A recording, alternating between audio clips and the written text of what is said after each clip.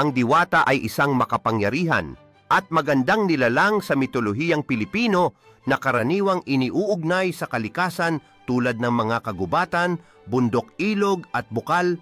Sila ay tinuturing na mga espiritong tagapangalaga ng kalikasan at madalas inilarawan bilang magaganda, mapuputing nilalang na may anyong tao, ngunit may taglay na mahiwagang kapangyarihan.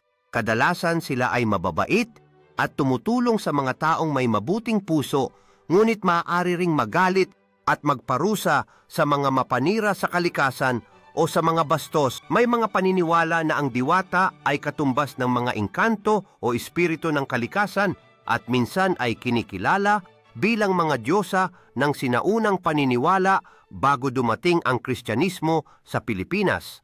Ang mga pinakakilalang diwata sa alamat ay sina Maria Makiling Maria Sinukuan at Maria Kakao, mga tagapangalaga ng bundok sa kani-kanilang lugar. Sa kabuuan, ang diwata ay sumisimbolo ng kagandahan, kabutihan at ang mahalagang ugnayan ng tao sa kalikasan. Isa sila sa pinakamatandang bahagi ng kwentong bayan ng Pilipinas.